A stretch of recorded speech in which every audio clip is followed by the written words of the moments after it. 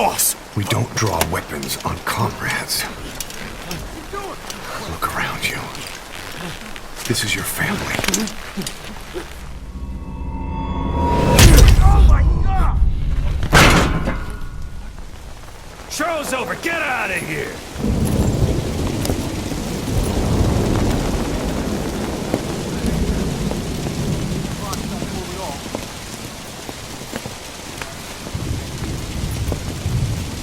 Be gentle.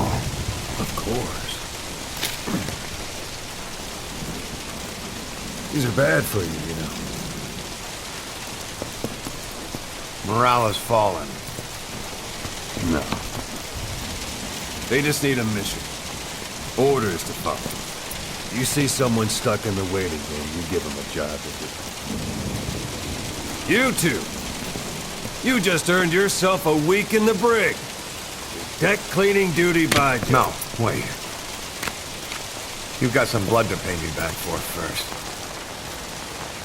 Your CQC is sloppy. Come see me later for a lesson you won't forget.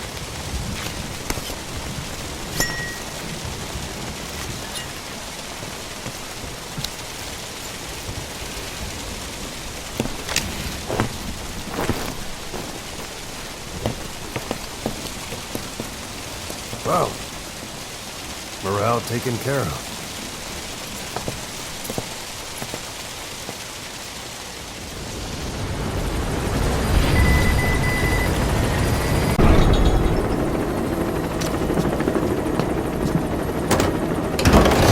No, idiot, stop! Steak. Now that would explain it. Sorry. Guess I've been away a while. Shouldn't be such a stranger. Such a bad example for the man. And he gets pretty lonely, too. Come on, Didi.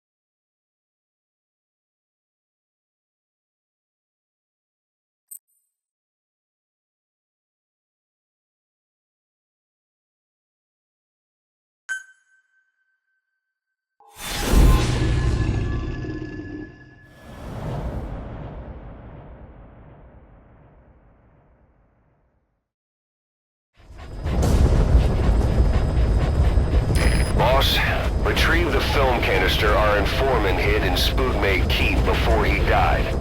It contains vital information on Skullface's plan. For now, our only clue is the garbled photograph the informant tried to send us before the end. We're working on analyzing the data, but there's no time to wait. A KGB Spetsnaz squad is after the target as well. Boss, go to Spookmate Keep and use the VI to lead you to where the film canister is hidden. It is paramount you retrieve the target before the enemy does. Be careful down there, boss!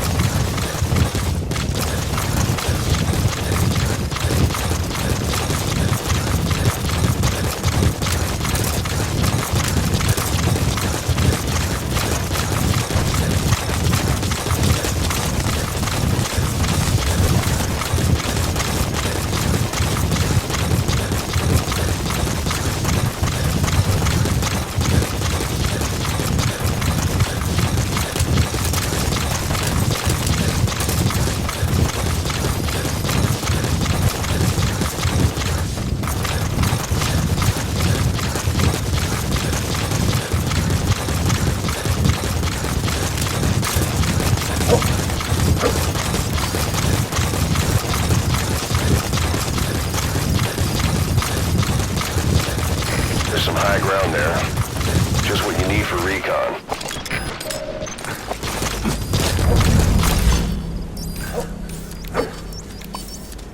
Spook May Keep. The target is hidden somewhere around there.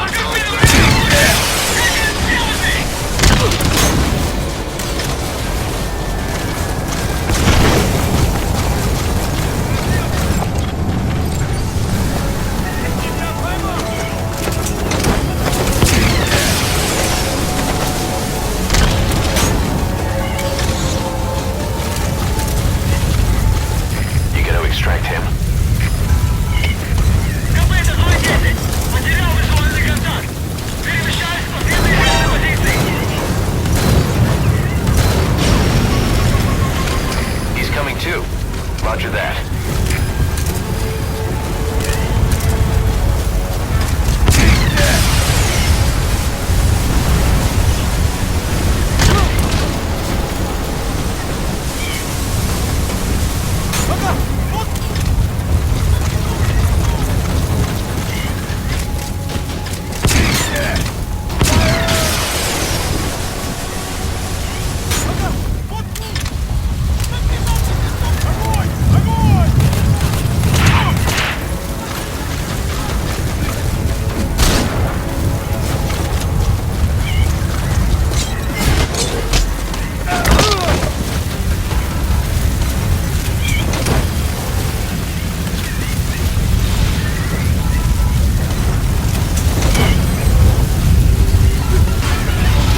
Subject on board. Leave the rest to us.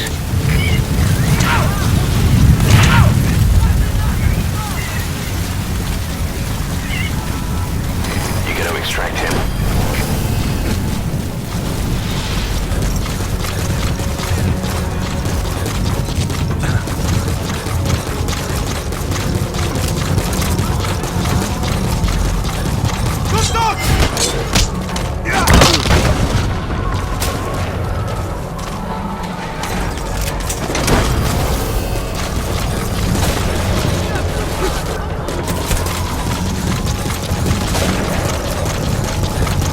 Subject on board.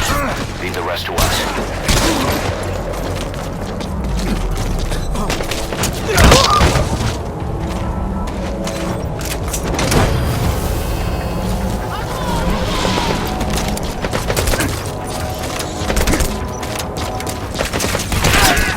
Now extract him.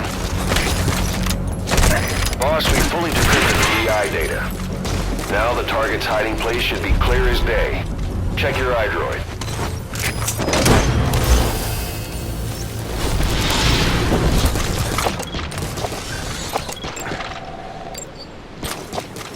Subject on board. Leave the rest to us.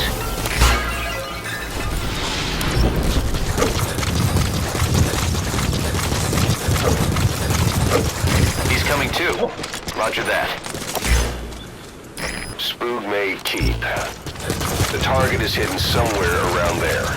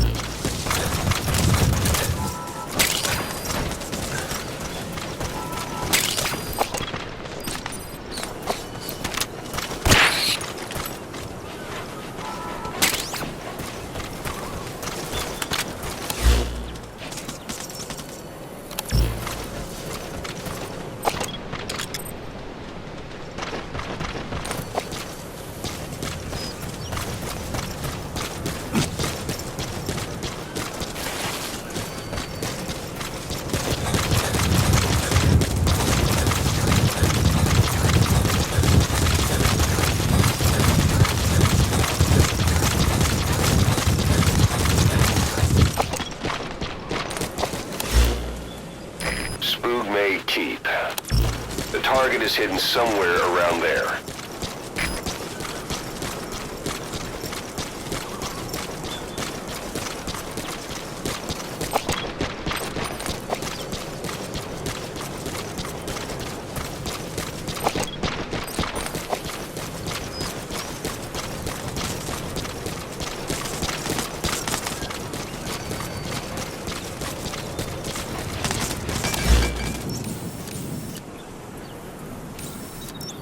Spoog May Keep. The target is hidden somewhere around there.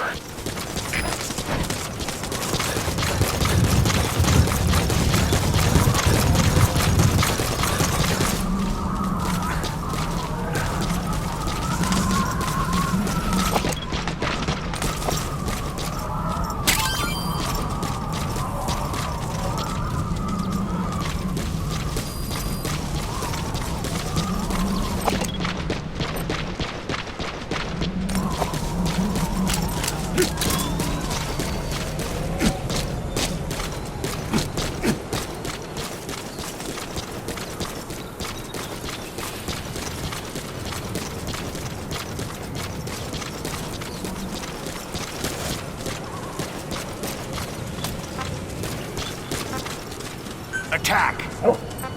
Get him! Stay.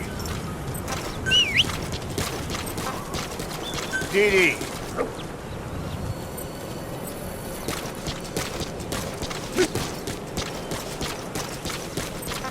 Stay.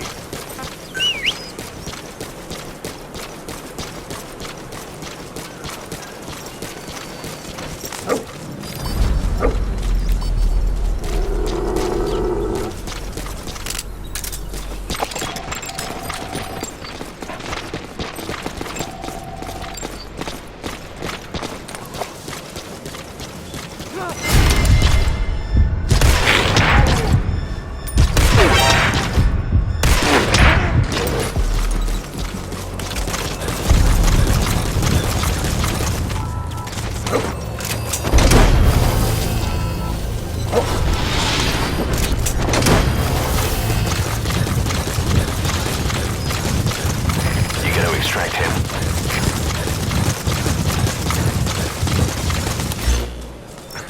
Spoog May Keep.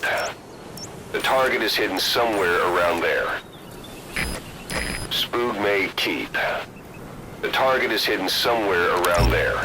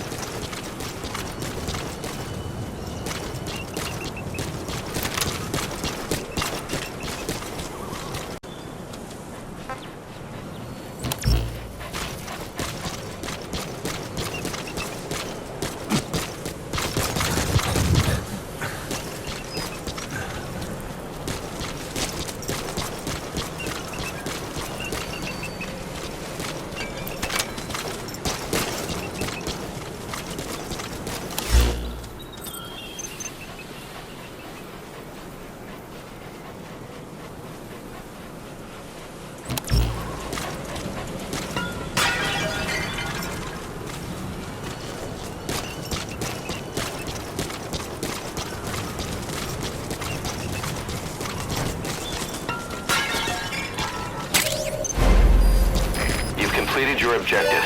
Now get out of the hot zone.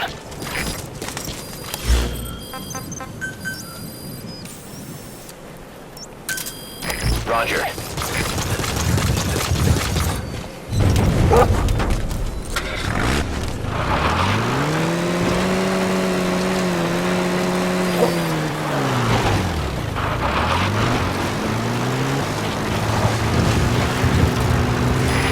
This is P-Quad. Arriving shortly at LZ.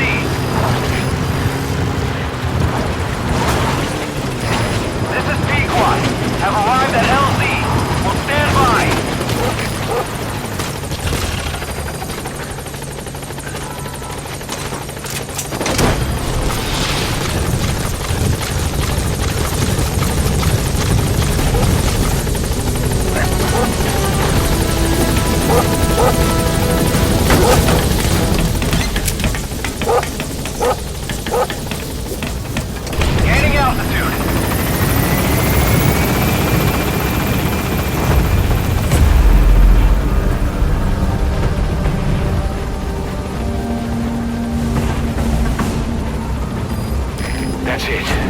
out of the hot zone. No sign of the enemy. Mission complete, boss.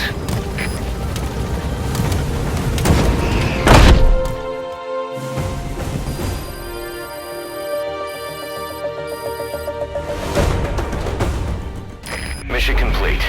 I guess it all worked out in the end.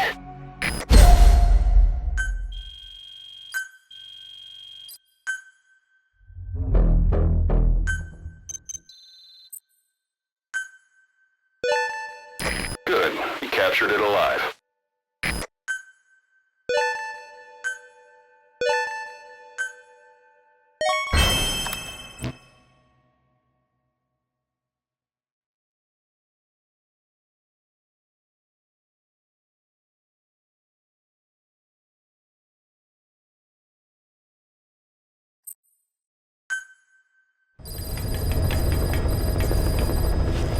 Boss, I have a quick report for you here. We've discovered a radiation leak in the laboratory on the quarantine platform. It's coming from testing equipment we installed the other day. Members of the medical team have been conducting research there, but we'll evacuate them all from the research block to the containment block next to it. Emmerich. There's no need to worry. No radioactive material is leaked, so the contamination won't spread. We just need to seal off the testing equipment. I've dispatched the security team to get the researchers out. I'll keep you updated.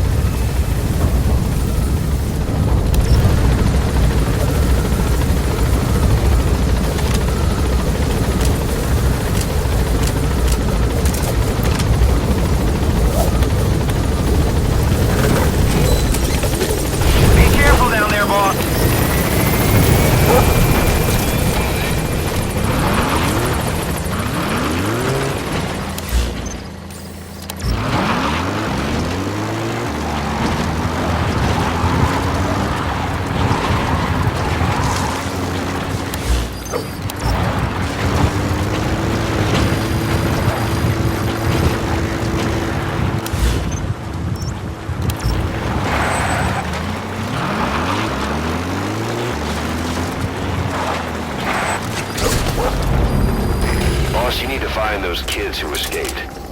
Fighting's still the only way of life they know. If we don't bring them back, they'll just end up getting killed. Boss, get down. That's an enemy gunship. Stay low and crawl along the ground.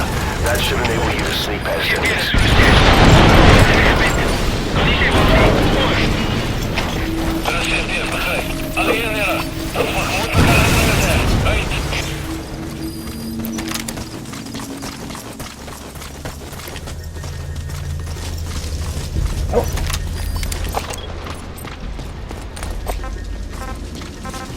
Go! Attack!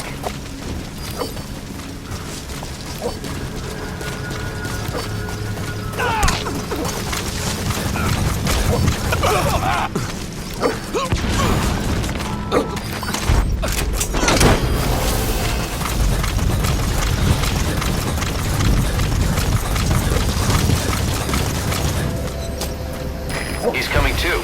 Roger that.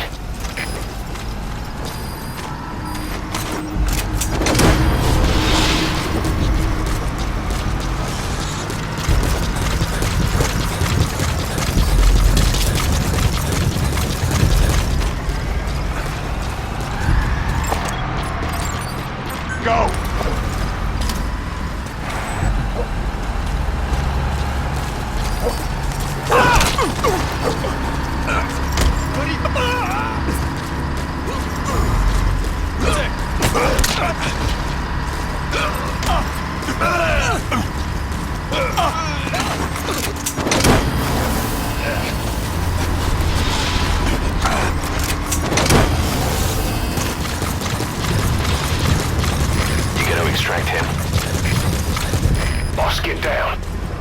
the enemy sniper. Stay low and crawl along the ground.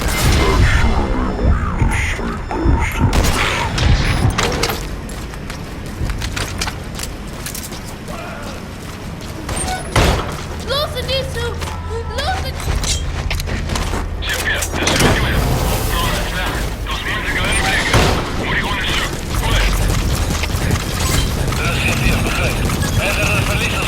Okay, subject is in.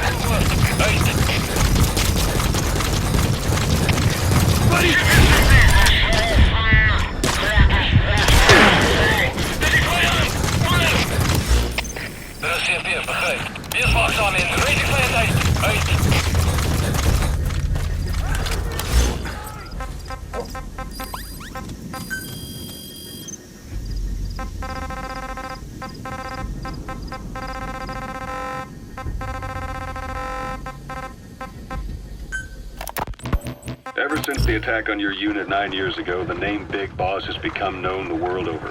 What do you mean? Those of your men who survived traveled far and wide. They fought throughout the world. In fact, they're part of the reason we have all these PFs now.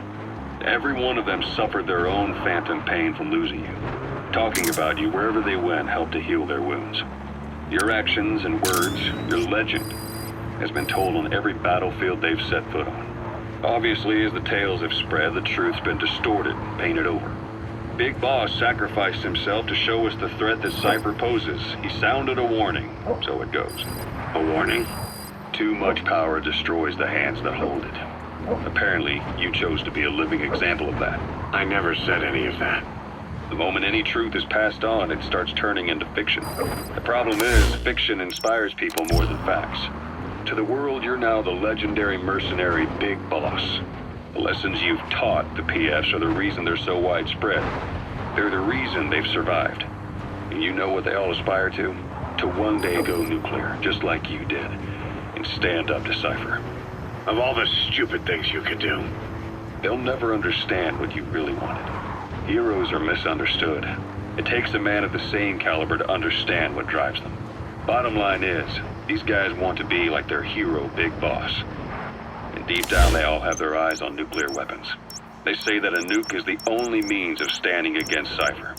But these days, it's becoming little more than a slogan to rally the troops and survive in a cutthroat business. Currently, there are 3 major PFs who've expanded into Central Africa. CFA, Rogue Coyote, and Zero Risk Security. HEC's investigations have shown there's almost no overlap between their areas of operation. It's not so much a turf war, more like they have a gentleman's agreement. If you do cross paths with them, you probably won't have to face more than one at a time. Still, don't expect a walk in the park. The CFA, Contract Forces of Africa. These guys are a major player. Their head office is in Pretoria, South Africa.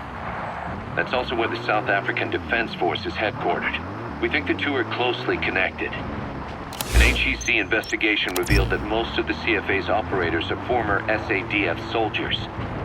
South Africa has been locked in struggles with neighboring regimes for years. That means constant action. And we know better than anyone that's the best kind of training. A company drawing its recruits from hardened military vets. You can bet they know how to handle themselves. Do not underestimate them. Within the CFA is a company of soldiers made up mainly of locally hired operators. They speak Afrikaans to communicate with personnel from the CFA. But if you notice any speaking the local language, that's them. Though hired from the local population, they were originally part of a paramilitary group, so they'll have plenty of combat experience. And unlike their days shooting junkyard rifles out of beat-up pickup trucks, the CFA now supplies them with the latest gear from the West. On top of that, they've been combat trained by the South African Army. All that adds up to a much stronger fighting force. So don't brush them off. Look at the Angola-Zaire border region. The east bank of the Munene River in particular. It's a microcosm of a problem that stretches all across Africa. There's a civil war going on in Angola fought between the government MPLA and the Western-backed UNITA. Zaire is still a dictatorship under President Mobutu, but but numerous uprisings have broken out in its remote regions. With all the trouble elsewhere keeping their hands full, neither government has control over their side of the border. They depend on militias and PFs, as do the rebels. Government forces, guerrillas, militants, groups of all shapes and sizes hawk whatever resources they can to hire PFs. Conflict brings PFs. PFs expand the war zone, and more conflicts erupt in a continuous chain reaction. Sounds like our kind of work. Mother Base could grow by leaps and bounds. Hard to believe how many of those bipedal weapons have popped up around Africa. When did that start? No more than 6 months ago. Didn't really hit me until I came here. They're not supposed to be in use yet. Emmerich says they were still doing the last round of fine-tuning. The doctor has no idea. His research has already hit the black market. Both sides of the Iron Curtain will have it by now. Even so, they're spreading much too fast. Sure, the Walker gears can operate in any terrain. Their mobility's just as good in the jungle as it is in the desert. That would come in handy in a place like Africa. They are modules that can one day be used as nuclear weapon systems. And with that in mind, the numbers are way too large. There must be another reason they're so widespread. Like what? It's all about needs. To small-time outfits like most of these private forces, this product is a dream come true. Hell, it goes beyond PFs. This is the ultimate weapon, the forbidden fruit. For anyone with an enemy to fight and people to defend.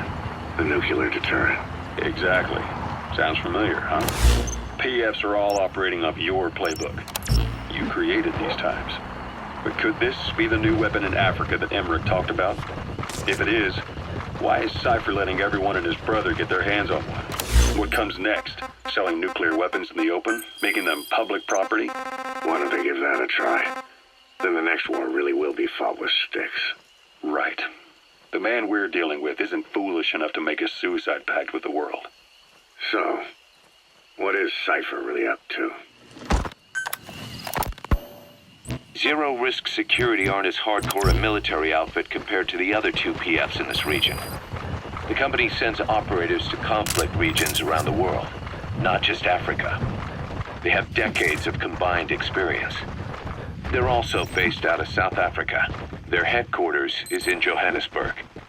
A lot of their work involves corporate security for South African companies, but a good number of their operators are retired South African military. So don't mistake them for a bunch of security guards.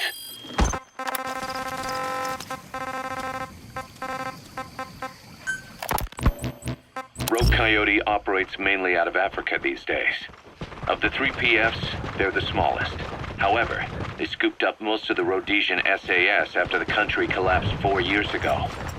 Picture their entire organization as one big special forces unit.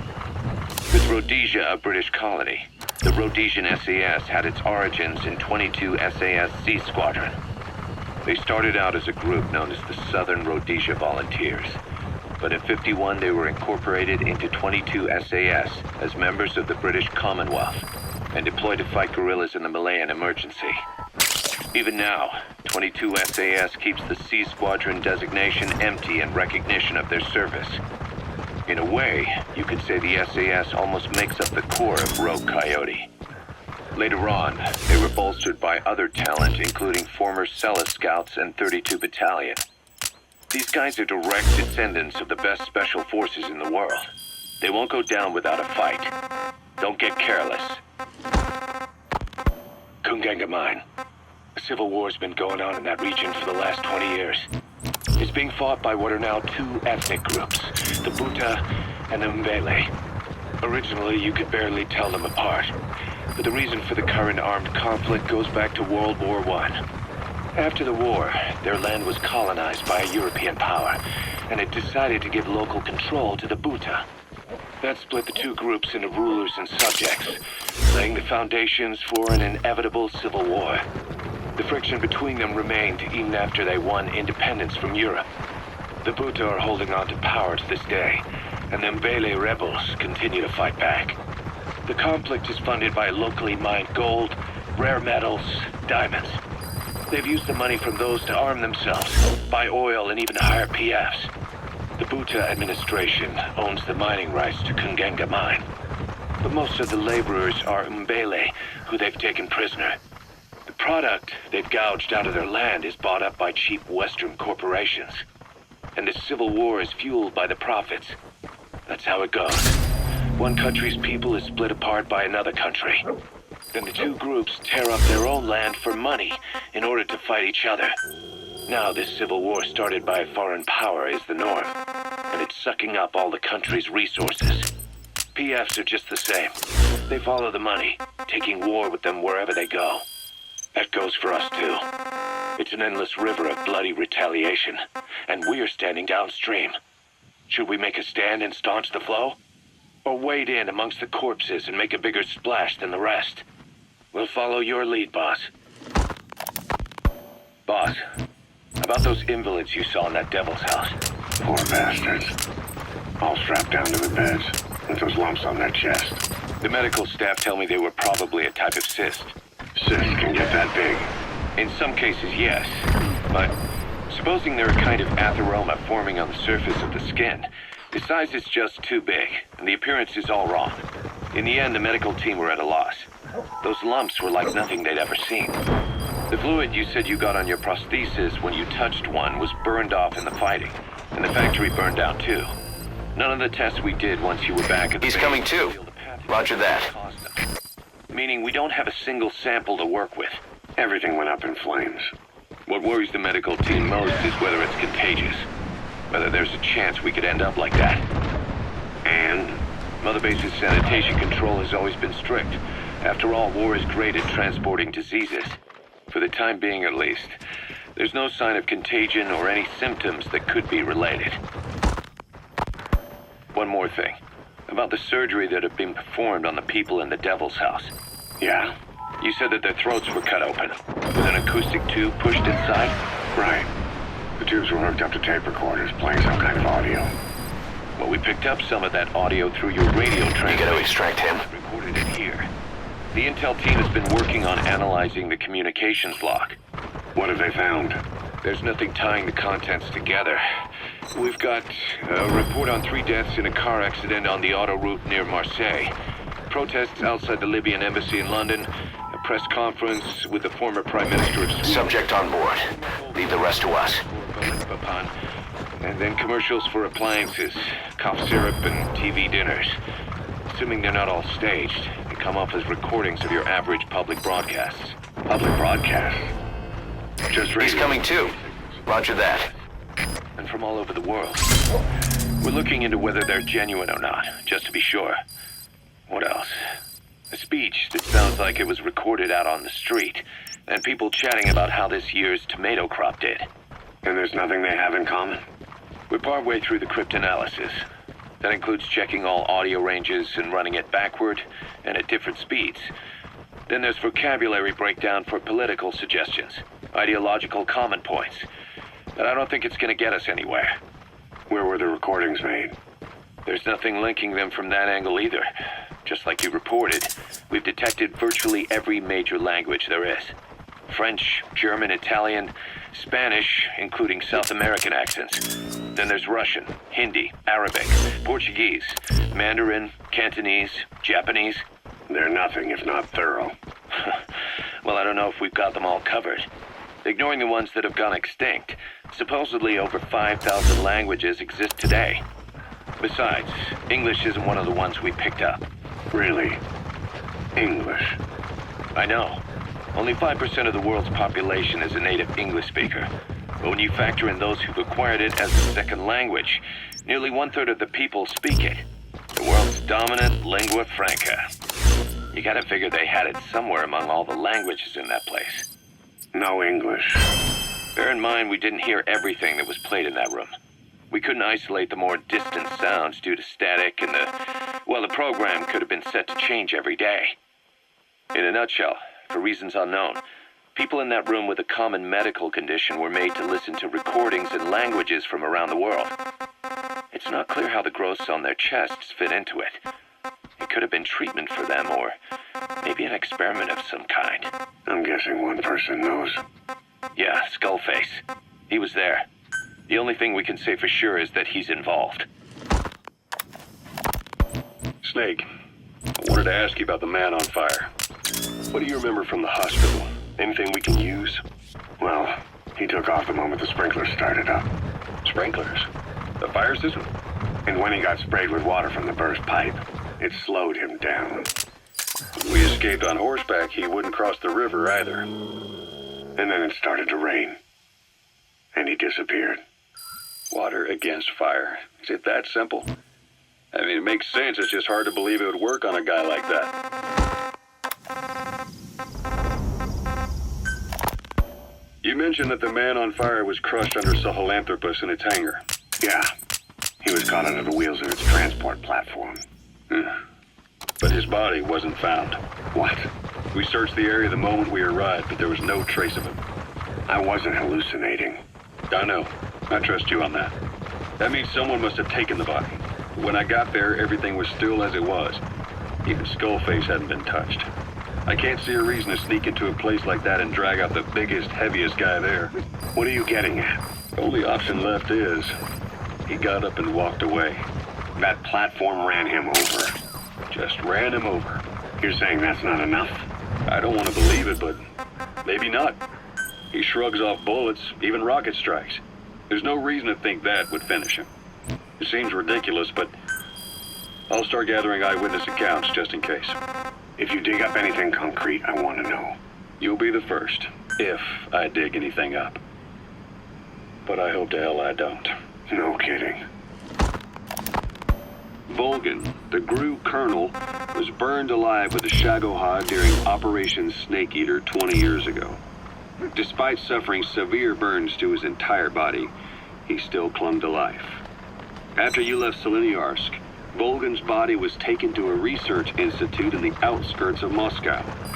But modern medicine couldn't explain why he was still alive. Not that the colonel was any ordinary man to begin with. That constant electric current he had running through his body that he could unleash at will. To be honest, I was always uncomfortable around him. Thought I might get electrocuted just by standing nearby. The institute studying him was tasked with investigating and developing human paranormal abilities. The comatose Volgan was used to further the Soviet Union's research into such abilities. So the facility burned to the ground, and Volgan's body was never found among the rubble, even though the fire started in the room where they were keeping him. This occurred at around the same time you woke up. If Skullface was right, and a thirst for revenge can turn a man into a demon and keep the dead alive, and this man on fire who's been coming after us ever since you woke up, well, that just might be what's left of our old friend Volgan. It's not over yet. Back in '64, in Seleniarsk, you brought his plans for a utopia down in flames. That grudge... him alive. The day the research facility holding Volgan burned down, a Soviet jumbo passenger jet happened to crash nearby, far away to the north of that hospital in Cyprus. On board the plane was a young boy who was being studied at the same facility. The plane... 8,000 feet, but the boy's body was the only one not... At almost exactly the same time as Volgan awoke. According to the Research Institute's documents, the gifts this boy demonstrated included psychokinesis and telepathy. To protect his mind from being inundated with other people's thoughts, he always wore a kind of gas mask. A rudimentary form of psychic insulation, apparently. We don't know where this boy is, but if Skullface is connected to him, we may cross paths with him yet. This boy is part of a new age, where nothing we understand about the world makes sense anymore. Don't let your guard down. The White Mamba, Nyokayam Pembe. He's the commander of the kids based out of Wali Yamasa. As you know, contract forces of Africa were stationed at that village. Anti-government forces hired CRS to bring kids there from around Africa for training. But at some point, the adults with the PF started dropping like flies. This was right after we arrived in Africa. We don't know the cause. The kids ended up on their own. Must have been like fish out of water. Nothing to eat, no way to get back home. All the adults taught them was how to use a gun. Sure, they could shoot targets, but hunt for food? Not likely. They wouldn't have lasted long. Then the White Mamba showed up. He was faster and stronger than them, a better soldier, and he knew how to lead. I guess somebody wished upon a star, because their savior turned up like stardust straight out of the blue. The moment he arrived, the kids had their new commander. That was when they started attacking other villages. Word of the infamous White Mamba spread fast. But it isn't just his combat skills that got people talking. As you can tell from the name, he's the only light-skinned kid in the unit. Not to mention the blonde hair and the blue eyes. Not common in those parts. We have no idea where he came from or what he's experienced. The kid's a huge blank. But I'm sure you'll know him when you see him. One other thing. He's still a kid, so don't kill him. Be careful not to hit him with anything lethal. Not even a flesh wound. Our mission objective isn't just suppressing a bunch of militants. This is a DDR operation of the kids in that unit. DDR stands for Disarmament, Demobilization, and Reintegration. Disarmament is obvious. We take their weapons off their hands. The demobilization part means dismantling their military organization to ensure they can't arm themselves again. To do that, you need to capture the unit's commander and have him order his men to disband. In this case, the commander is the White Mamba. There's nobody above him, so he's all we need to grab. Finally, reintegration. Through education and occupational training, we give them a means to live besides war. A lot of kids born in a war zone don't know any other way.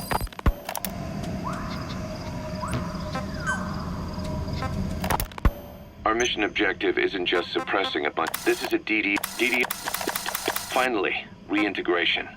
Through education and occupational training, we give them a means to live besides war. A lot of kids born in a war zone don't know any other way to live. So before they find themselves back there, we teach them another skill. I'd like to establish this rehabilitation process at Mother Base. That's why we're bringing those kids back here. It's not so much for their sake. It's for the world that we're trying to create. No other way about it. Those kids are amateurs. Bad for business to have them running around where we're trying to work. Bring them all back if possible. Or as many as you can. We placed the White Mamba and the rest of his unit in the staff living quarters. How's that going? It's a disaster, but what else can we do? We've taken away his weapons and banned him from using his nom de guerre. Apparently his real name is Eli. He must feel like we stripped him of his whole identity. We'll let things simmer down. I put a guard on him for now. Still the question is, who is he? Where did he come from? And how has he survived? He's still not talking. No, he won't say a word about himself. But you know, it looks like he speaks English. One of the deck crew called out to him in English, and he said something back. He just lost it all of a sudden, started mouthing off at the guy, in perfect English. He wasn't stringing together words he picked up somewhere. So English is his mother tongue. He could be from the east, or the south, or maybe even further north or south. English is well established in countries all across the continent. It's rooted in Africa like a weed, or maybe parasite is the better word. So just speaking English doesn't help us figure out where he comes from. Could even be from off-continent. Right. In any case, we'll keep an eye on him. If we learn anything else, I'll be sure to let you know. About the pathogen spreading through Mother Base. You've seen everything we've got on the outbreak. What's your opinion? Textbook symptoms of vocal cord parasite infestation. And judging from this casualty list, it is the Kikongo strain, meaning a breed of parasite that triggers symptoms upon detecting pronunciation specific to Kikongo. So our Kikongo-speaking staff are at risk. Quite so. He's right. All the victims do speak Kikongo. So they can survive if they just use another language. There is no guarantee. You're only dealing with the Kikongo strain. Other language strains may be present. You well know he was teaching them languages from all over the world. The Devil's House. Nzoya Badiabulu. There is no way to know how many strains he has at his disposal. So how do we keep them from becoming symptomatic? You mentioned using microbes. Use this. A type of Wolbachia. Introduced to a sample of the parasite. Wolbachia.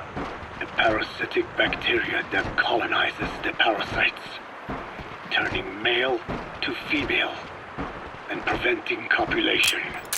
We must cultivate more. What have you done with the infected bodies? Cremated to stop the spread of infection. But we did keep a few for study. Good.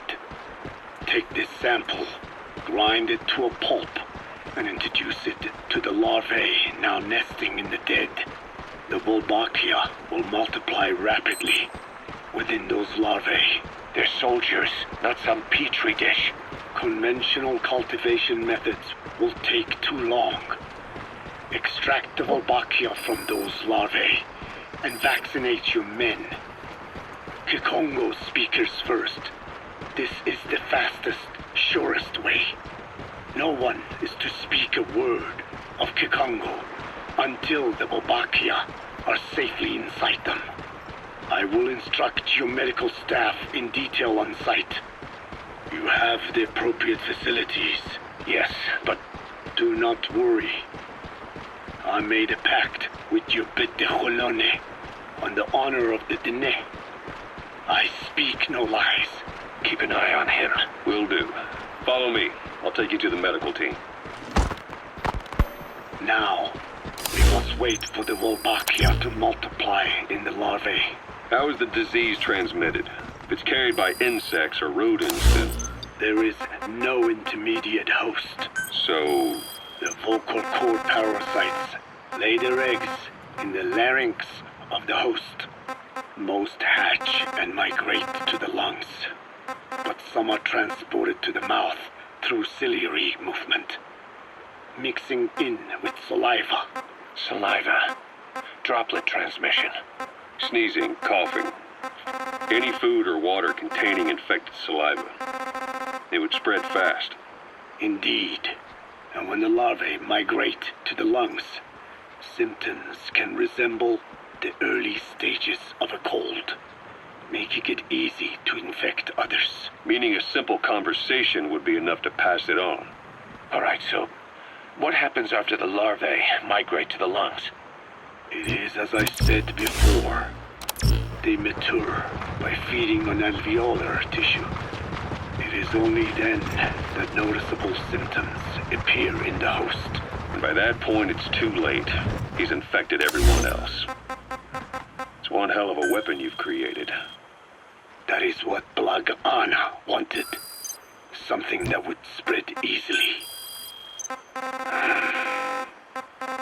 In truth, he's not the reason. But we will discuss that another time. Kids should be around here. Locate and secure them.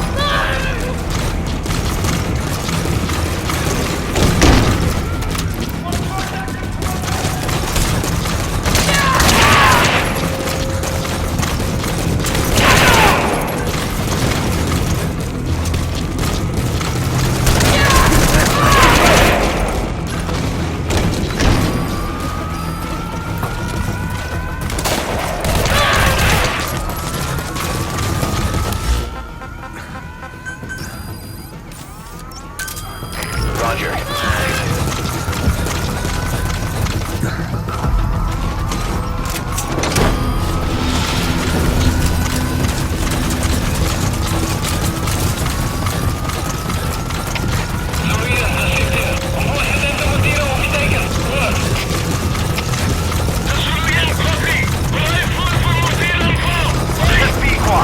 Arriving shortly at LZ.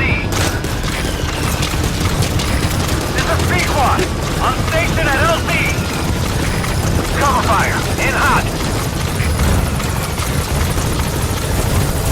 Great job. All right, we'll bring him out.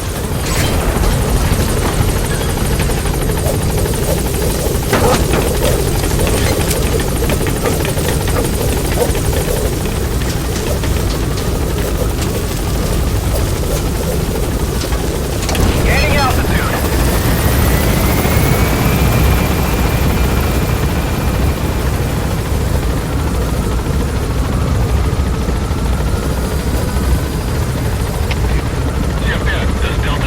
Departing.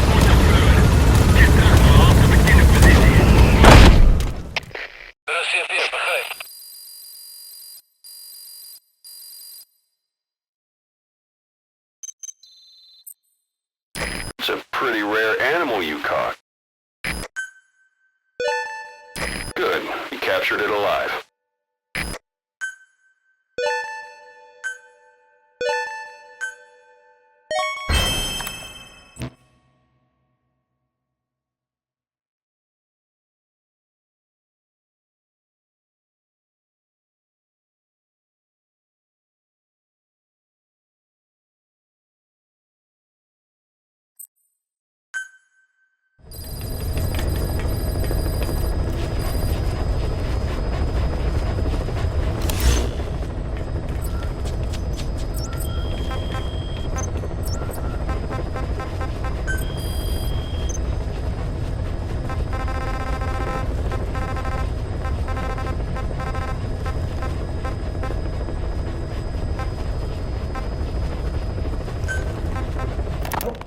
The Wolbachia have multiplied.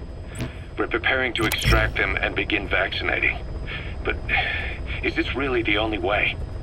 Sure, it'll prevent infection, but the cost? You would rather remove their vocal cords? No. Tactical communication's a linchpin of what we do. What if we were to ban the use of Kakongo? Insufficient. First, there's no guarantee that only the Kikongo strain is here. Second, there is the matter of how the parasites lay their eggs. Before they can copulate, they must be exposed to the pronunciation of a specific language for a period of time, like a container filling with water. But the duration between when the container is full and when the copulation actually begins varies from case to case. In other words, even if the infected stop speaking as a countermeasure, it may already be too late. The only true solution is to prevent copulation through the Wolbachia, or by physically removing the affected tissue. Do any antiparasitics work? It sounds as though you have already tried. Yeah. We tried every one there is, and nothing. I have yet to find a medicine that can remove the parasites. At best, it temporarily covers their ears. Why is that? Because the parasites are companions to us. To remove them inevitably harms the host. Companions? More than you think. And this is why the human immune system cannot eliminate them.